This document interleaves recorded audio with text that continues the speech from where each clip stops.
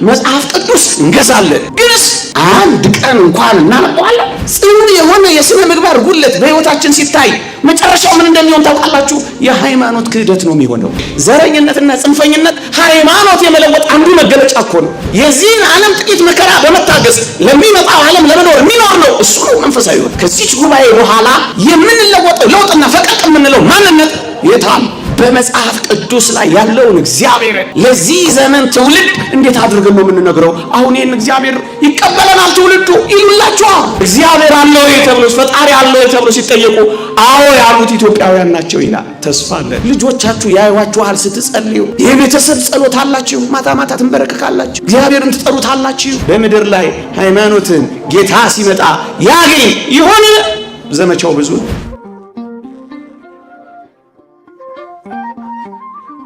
ንስሐ አባት እንደማያስፈልግ የማያምን ኦርቶዶክሳዊ የለም። እናምናለን፣ ግን ሁለት ነገር አለ። ወይ ንስሐ አባት የለንም፣ ቢኖረን እንኳን ንስሐ እንገባ፣ ብንገባ እንኳን ሰው የሞተለት ነው ንስሐ አባታችን የምንፈልገው። ወይ አልጋ ላይ ስንወድቅ ነው። ምን ማለት መሰለ? እንደሚያስፈልግ ታምናለህ፣ ግንስ ከመኖር ትርቃለህ። አሁን የሃይማኖታችን መቀዛቀዝ እኮ ይሄ ያለን ይመስለናል እንጂ እየተበላን ነው ቀስ በቀስ። ይሄንን ነው እነሱ ሁለተኞቹ ዘመናዊና እና ይሄ ድህረ ዘመናዊነት ፖስት ሞደርኒዝም የሚሉት የሚፈልጉት እዚሁ እንዲቀመጥ ወጥቶ ሰው እንዲለውጥ አይፈልጉም። መጥቶ ሰው እንዲቀየር አይፈልጉም። እነሱ የሚፈልጉትን እንድንሆን ነው።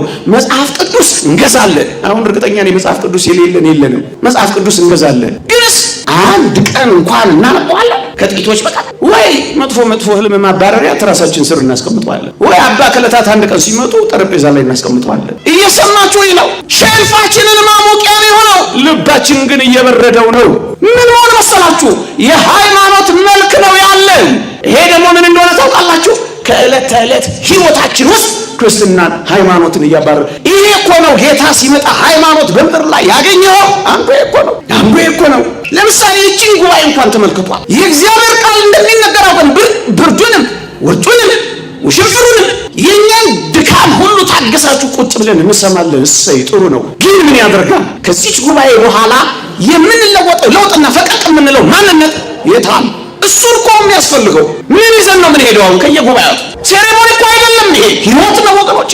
ዓለማዊነት የሚሰራው አደገኛውን ስራ ነው ያሳዩአችሁ። የኛ ህይወት መስሪያ ቤት ውስጥ፣ የኛ ህይወት ጓዳ ውስጥ፣ የኛ ህይወት ባላችን ላይ፣ የኛ ህይወት ጓደኞቻችን ውስጥ፣ የኛ ህይወት ዴስካችን ላይ፣ የኛ ህይወት መንደራችን ውስጥ የለም። መቁረብ እንዳለብን እናምናለን፣ ግንስ የተቀደሰው አገልግሎት ለተቀደሱ ጥቂቶችና ህፃናት ብቻ ይተዋል፣ ለታመሙ አረጋውያን ብቻ ይሆናል። ብዙዎቻችንስ ምን ማለት ነው? መቅደስ ውስጥ ብቻ ተቆልፎበት ነው ያለው። እኛ ቤት አይሄድም፣ እኛ ጓዳ አይገባም፣ እኛ ልብ ውስጥ ስራ አይሰራም። ይሄ ምን ማለት ነው? ዓለማዊነት ማለት ይሄ እኮ ነው ወገኖች። አሁን ያልኳችሁን በዕለት ተዕለት ህይወት ውስጥ እንዳይኖር ይልቁንም የተቀደሰው አገልግሎት በመቅደስ ብቻ እንዲኖር ነው የሚፈልጉት። ይህ አንደኛው አስቸጋሪው ነገር ነው፣ ከባዱ ነገር ነው ወገኖቼ።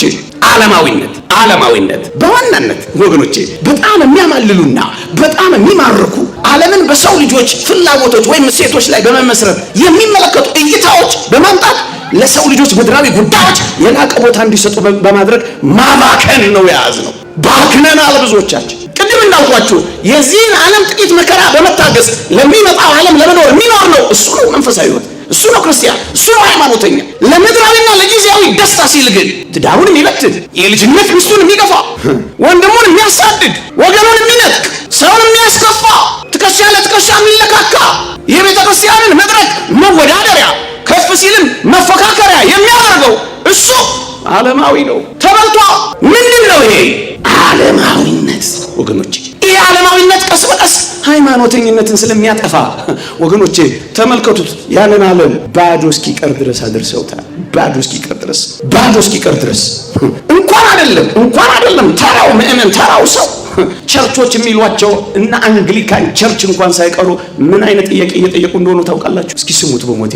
ግብረ ሰዶማውያንን የቸርቾቻችን አባል የምናደርገው እንዴት ነው ብለው ይይዛል። አየህ ቸርች የሚሉትን ሳይቀር ዘመናዊነትና ዓለማዊነት ስለዋጣቸው ተሸንፈዋል። ምን ማለት መሰለ?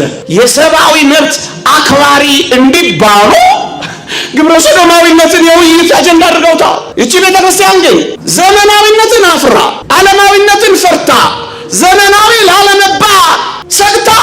የግብረ ሰዶማውያንን ጋብቻ ስትባርክ አትገኝም። ምክንያቱም እሷ እውነተኛ ሃይማኖተኛ ናት። ሳይወዱ በግዳቸው ግን ተበልተዋል።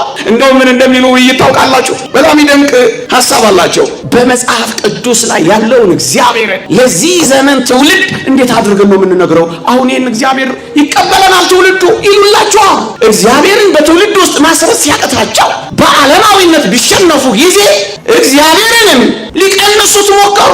ወይም እግዚአብሔርንም ክብር ይግባውና እንደነሱ ዓለማዊ ማድረግ ፈለጉ። ይሄ ትውልድ ስለማይቀበለን እንዴት አድርገን ነው ብሉይ ኪዳንንና ሐዲስ ኪዳንን የምናስተምረው አሉላችኋል እንዴ? ይሄን የምላችሁ እኮ ዝም ብዬ አይደለም፣ የተጻፈ ነውና የምነግራችሁ እንዴ። ይሄ ብቻ መሰላችሁ? ከድንግል ተወልዷል ወይስ አልተወለደም? የዚህ ዘመን እኮ ጭቅጭቃቸው ነው። ምን ማለት መሰላችሁ? ቸርቾች የሚባሉት እንኳን ሳይቀሩ በዓለማዊነትና በዘመናዊነት ተበልተዋል። እግዚአብሔርን ማሳየት አቅቷቸዋል። ይኸውላችሁ የሴቶች እኩልነት መብት አስከባሪዎች እንዲባሉ ስለሚፈልጉ ለሴቶች ክህነት ሰጥተዋል። እቺ ቤተክርስቲያን ግን እንደዚህ አይደለችም። ደግሞ አለው እንደዚህ አይደለችም። ይኸውላችሁ የልጆቿን የባህል ብዝሃነት ትቀበላለች። የልጆቿን የቋንቋ ብዝሃነት ታከብራለች።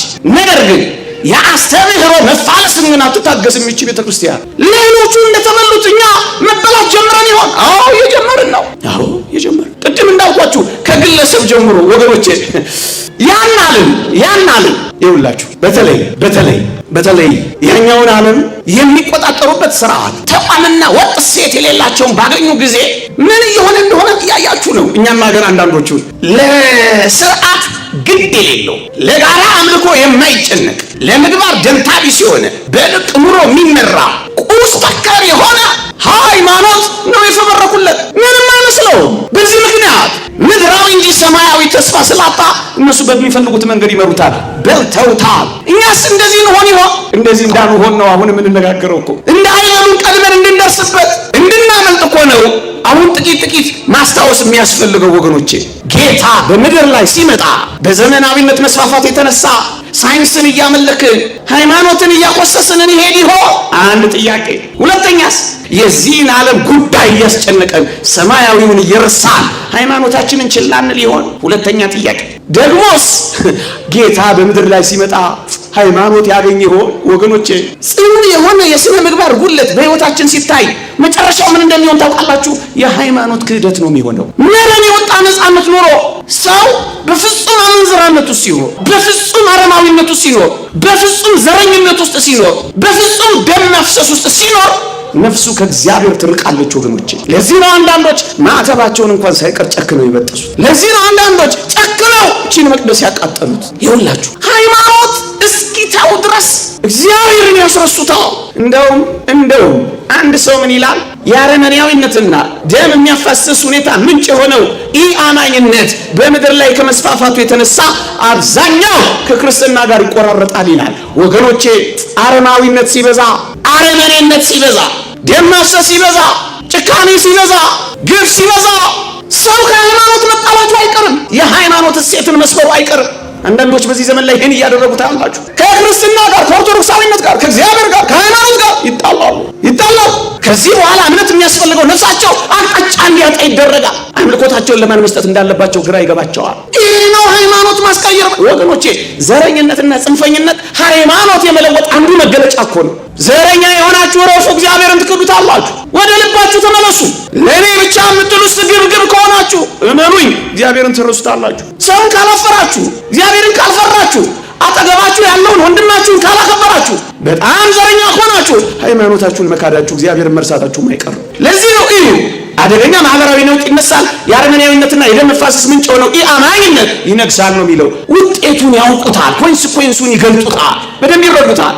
ስለዚህ የሃይማኖት መጥፋት ይከሰታል። ለዚህ ነው እንደው ተስፋ አለን በእውነት እኛ ኢትዮጵያውያን ተስፋ አለን። ፒው የሚል አንድ ሪሰርች ሴንተር በዓለማችን ላይ ካደረገው ጥናት ሃይማኖት ያስፈልጋል ካሉ ሀገራት መካከል 95% ሃይማኖት ያስፈልጋል ያሉት ኢትዮጵያውያን ናቸው ይላል። አሁን ተስፋ አለን ወገኖቼ። እግዚአብሔር አለ ወይ ተብሎ ፈጣሪ አለ ወይ ተብሎ ሲጠየቁ አዎ ያሉት ኢትዮጵያውያን ናቸው ይላል። ተስፋ አለን፣ ግን ነገ ያስፈራል። ለዛ ነው ምናልባት አርፍደንም ይሁን ቀድመን እንጃ እንዲህ በአደባባይ መግለጣችን። ወንጌሉን ትርጓሜውንማ ይኸው ሊቃውንት አሉላችሁ፣ ቢያንስ ይሄንን ጠቁማችሁ እንጂ ወገኖቼ የሰው ልጅ በባርነት ከመገዛቱ በፊት አስተሳሰቡ ከመንፈሳዊ ወይም ወደ ስጋዊ መሸጋገር አለበት ይላሉ። ይሄ ክሌር ቻምበር የሚባል ሰው የተናገረው ንግግር ነው። ስጋውያን መሆን በጀመራችሁ ቁጥር መንፈሳዊነታችሁ ሲሸርሸር የሰይጣን ባሪያ ልትሆኑ ጥቂት እንደቀራችሁ እንዳትረሱ። ከዝማሬው ይልቅ ዘፈኑ፣ ከማለቱ ይልቅ ናይት ክለቡ፣ ከጉባኤው ይልቅ ቤቲንጉ፣ ከስግደቱ ይልቅ ፑሉ የሚቀናችሁ ከሆነ እመኑኝ መንፈሳዊነታችሁ እየተሸረሸረ ሲሄድ፣ ከድንግልና ይልቅ አመንዝራነት በውስጣችን ከነገሰ እመኑኝ ባሪያ መሆናችን አይቀርም። አንዱ ለአንዱ ማቀባበሉ አይቀርም። ለውጥ ይኖረዋል። የሥነ ምግባር ጉድለት የሃይማኖት ክህደት እንደሚያመጣ ያውቃሉ ወገኖቼ። ለዚህ ነው እርቃን መውጣት፣ ጾታ መቀየር፣ ግብረ ሰዶማዊነት፣ ዝሙታዊ ማረግ፣ ውርጃን አማራጭ አድርጎ ለምድራችን የማቅረብ ዋና ፕሮጀክት ምን ይመስላችኋል? ሃይማኖትን ማስካድ። ስነ ምግባርን በጣሰ ቁጥር የሰው ልጅ ሃይማኖት እንደሚጥስ እግዚአብሔርም ከሰው ልጅ እንደሚጣላ ያውቃሉ። ስለዚህ ይህን አቅርቦት በጣም ይጨምራሉ ወገኖቼ። ከእግዚአብሔር ይልቅ ተላ ደስታን አትውደዱ። ዓለምን በጣም ከመረጣችሁና ከወደዳችሁ ሃይማኖታችሁን መካዳችሁ። ለዚህ ነው ጌታ በምድር ላይ ሲመጣ እምነት ያገኝ ሆነን ይህን ጥያቄ ጠየቀው። በጥቂት ደቂቃዎች ላጠናቅ። እየሰማችሁኝ ነው? የዘመናዊነትና የምዕራባዊነት ባህል በጣም በተስፋፋ ቁጥር የሳይንስን አድናቆትና ግነት በጨመራችሁና ልባችሁ ውስጥ ባነገሳችሁት ቁጥር ሃይማኖታችሁ እንዳታቆስሱ ተጠንቀቁ። እደግመዋለሁ። አሁንም የዚህ ዓለም ጉዳይ በጣም የሚያስጨንቃችሁ ሆኖ መንፈሳዊውን የሚያስረሳችሁ ከሆነ ወገኖቼ፣ ተድላ ደስታን ከእግዚአብሔር ይልቅ የምትመርጡ ከሆነ ሃይማኖታችሁን እንዳትክዱ ተጠንቀቁ። 2 ሶስተኛ ጽኑ በሆነ ምግባር ጎድለት እየኖራችሁ ግድ የለም አንድ ቀን እመለሳለሁ ብላችሁ በዛው እየቀጠላችሁ ከሄዳችሁ ላትመለሱ ትችላላችሁ። አሁንም ተጠንቀቁ። ሰው ከመንፈሳዊነት ወደ ስጋዊነት ሲሸርሸር አምልኮቱንም ይቀይራል፣ ሃይማኖቱንም ይጥላል፣ ሰይጣንም ማደሪያ ይሆናል። ተጠንቀቁ። በጣም አረመኔዎች፣ በጣም ደም አፍሳሾች፣ በጣም ዘረኞች፣ በጣም ሰው ጠሎች ከሆናችሁ አትጠራጠሩ።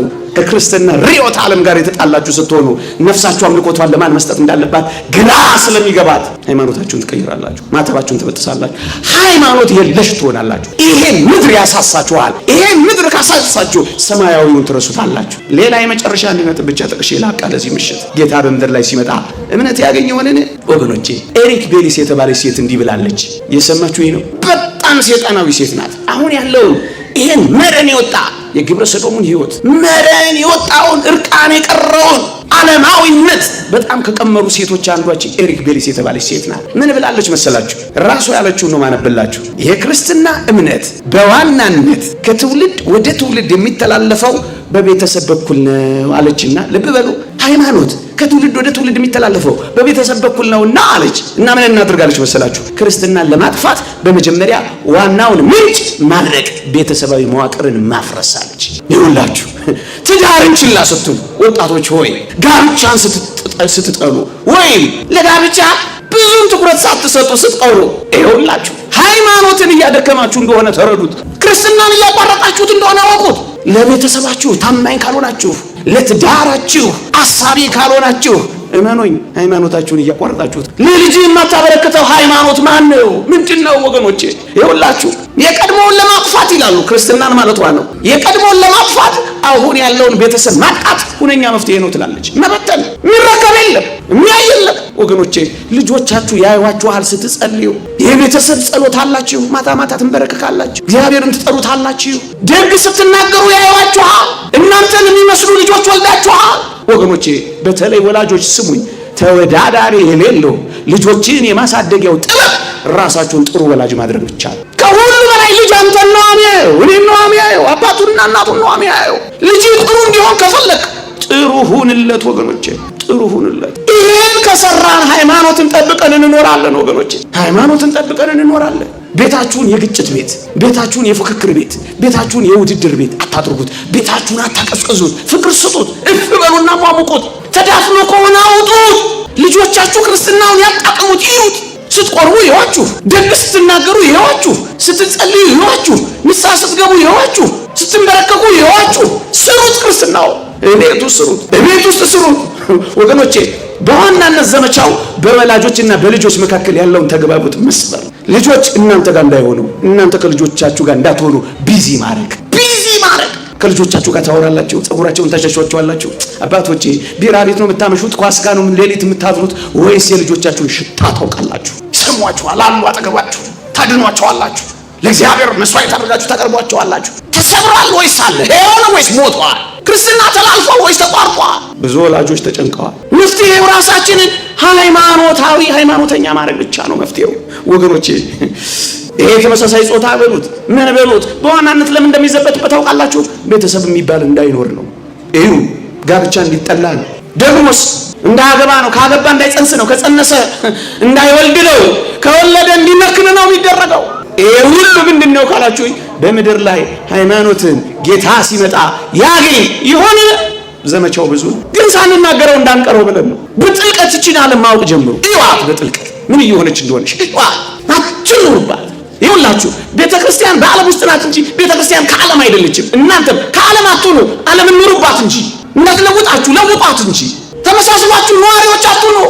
ከሰው ጋር ሲኖሩ ሞኝ ሆኖ ነው፣ አህያ ሲጭኑ ሶስት ሆኖ ነው። ምን ላድርግ ጌታ ያውቀዋል፣ የልቤ የአፌን አይደለም እያላችሁ አትታለሉ። ሃይማኖተኞች ሆነን እንድንቀር ቅድም ያልኳችሁ ሪሰርችና መረጃ የእውነት እንዲሆን በርቱ ክርስቲያኖች፣ እንበርታ። ይቆየን።